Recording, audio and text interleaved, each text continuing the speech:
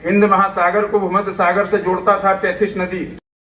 गंगा अगर दक्षिण में है, ब्रह्मपुत्र दक्षिण में है, तो पश्चिम में सिंधु नदी जा रही है और उत्तर में उधर वांगो और यांगजी नदी है और पूरब में मेकोंग नदी। देश भर की छोटी नदियों का अस्तित्व अब खतरे में आ चुका है, जो पर्यावरण संतुलन एवं जल संकट के परेशानी का कारण बन सकता है।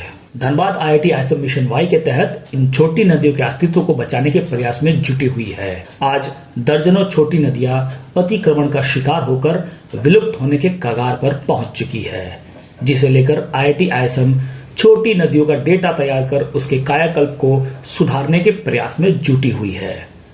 बोकारो से लेकर बराकर तक बहने वाली छोटी छोटी नदियां मृत प्राय होने के कगार पर है।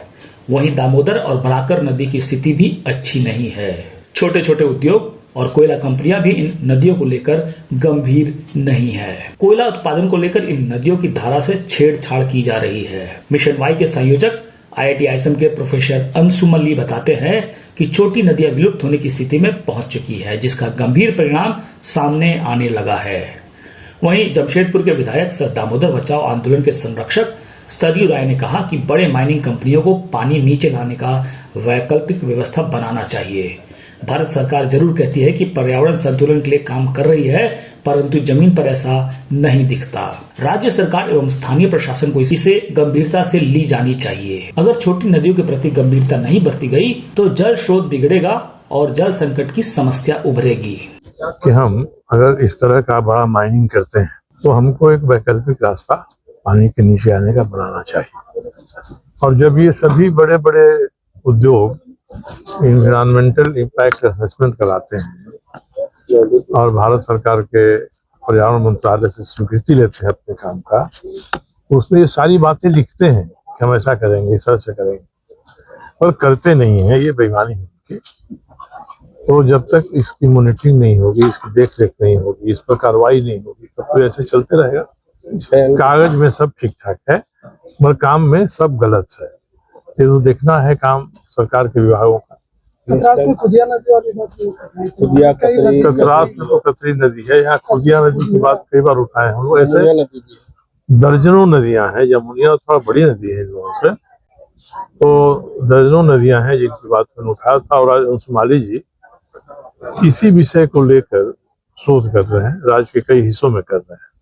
तो इनका जो शोध है, इसके नतीजे आएंगे तो उसमें सरकार अपनाए तो बहुत बड़ा उपकार होगा आम जनता पर सरकार का। और अगर हमको नदियों को, जल स्रोतों को बचाना है और इनके माध्यम से नीचे जो पानी जाता है जमीन के, जिसको फर्स्ट एक्विफर कहते हैं, वो पहला तल है, उसी से हमारा सारा चापाकल, बोरिंग, ये सब चीजें चलती हैं। तो उनमें पानी जाना बंद हो जाएगा तो हमारे बहुत सारे उपक्रम समाप्त हो जाएंगे। इसलिए पानी को एक समग्रता में, होलिस्टिक रूप में देखना चाहिए। ऐसा नहीं कि हमारे सामने है तो हमको जो दिखाई पड़ा केवल वही उपयोग हम कर लें। संपूर्णता में इसको हम देखेंगे तभी जमीन, धरती के नीचे का भी और धरती के ऊपर का भी पर्यावरण संरक्षित रहेगा। अब ये कर रहे हैं, आंकड़े बन रहे हैं। इसी तरह से और जगहों पर भी लोग करें तो इसके आंकड़े बन जाएंगे। और भारत सरकार के लिए, राज्य सरकार के लिए तो ये 2 दिन का काम है। पंचायत तक की व्यवस्था हो गई है, अब तो चुनाव भी हो गए हैं। पंचायत तक इनके जो अफसर हैं उनसे वो कहें तो हफ्ता भर में अपने इलाके में अभी क्या है, वहाँ के लोग इतिहास भी बता देंगे पहले क्या रहा है। तो ये कोशिश करें तो बहुत कठिन काम नहीं है ये। तो बहुत सारी योजनाएं ये चलाते हैं, उसमें इसको भी शामिल कर लें कि हमको विलुप्त जलधाराओं को या मृतप्राय हो रही जलधाराओं की सूची इकट्ठा करनी है और कैसे हम उनको जिंदा रखेंगे, इसके लिए प्रयास करने हैं। तो ये कोई बहुत बड़ा काम नहीं है, आराम से काम करा सकते। क्रिटिकल इंडेंजर्ड कैटेगरी में आपकी 3 नदियां हैं, जमुनिया, कतरी एंड खुदिया। और विलुप्त तो आप मटकुरिया को विलुप्त बोल सकते हैं आप। इसका क्या धनबाद में प्रभाव पड़ने वाला है? आप इसको कैसे संरक्षित किया जाए? इसको संरक्षित करना हम भूमि अधिग्रहण के माध्यम से ही कर सकते हैं। जैसे हर कार्य के लिए, हर स्कीम को लॉन्च करने के लिए और सफल बनाने के लिए हम लोग जमीन अधिग्रहण करते हैं। हम नदियों को कैसे छोड़ सकते हैं? नदियों की जमीन को हमें वापस करना होगा। धनबाद अगर कहा जाए तो बराकर और दामोदर, ये 2 प्रमुख, उसकी क्या स्थिति है? बराकर भी क्रिटिकली इंडेंजर्ड है और दामोदर भी क्रिटिकली इंडेंजर्ड में चली गई है, क्योंकि इसकी सभी सहायक नदियां अपने सभी तरह के 70% से ऊपर उनमें जो स्ट्रीम्स थी वो नष्ट हो चुकी हैं।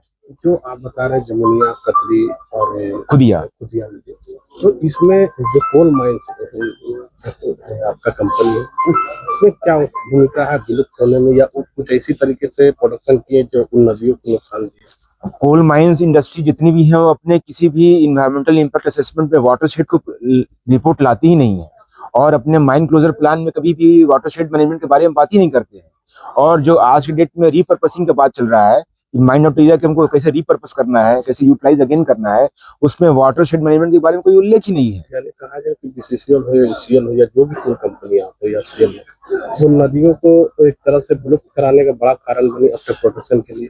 माइनिंग प्रोडक्शन और माइनिंग एरिया बहुत बड़ा जिम्मेदारी उनके ऊपर जाता है कि उन्होंने अपने छोटी नदियों को विलुप्त होने में उनका बहुत बड़ा रोल है। तो वो जो बताते हैं कि हम एनवायरमेंटल के लिए और सुरक्षा मानकों के लिए बहुत से कार्य करते हैं, क्या वो कागजी है या फिर धरातलीय? नहीं, वो तालमेल नहीं खाता है।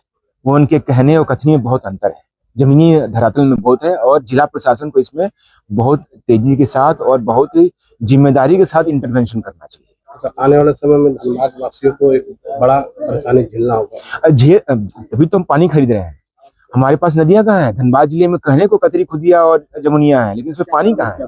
देखिए वहाँ पर पता किए, मैंने इस संदर्भ में देखो गजली टाड़ अवस्थित जो कतरी नदी है वहाँ पर क्षेत्र भ्रमण किया था, और वहाँ पाया था कि लोहे का और कुछ सीमेंट का जो है ह्यूम पाइप लगा के वहाँ पुल बनाया गया। तो इसको मैंने बीसीसीएल के जीएम को मिल के स्थानीय थाने के माध्यम से और खुद से भी जाकर वहाँ बोल दिया कि इसका अविलंब भराई कर दे, तो इसका सारा फॉर्मेलिटी जितना औपचारिकता है सब कर लिया गया है, और आगामी कुछ दिनों में जो है वो पुल का बंद कर दिया जाएगा। बिना आदेश से नदी के साथ छेड़छाड़ करना वो भी नहीं, इसके लिए मैंने संबंधित विभाग को लिख दिया है कि इस तरह का पूर्ववत व्यवस्था था, तो इसके लिए यदि सक्षम पदाधिकार को कोई आदेश दिया गया है जनहित को लेकर, तो उस पर वो एग्जिस्टिंग रन करेगा, अन्यथा छेड़छाड़ करने की बात है ये कभी बर्दाश्त नहीं किया जाएगा। समय के लिए समुचित जो है, देखिए ये प्रकृति से छेड़छाड़ है, मतलब खासकर वाटर बॉडी से, इसके लिए बहुत सारे मतलब हमारे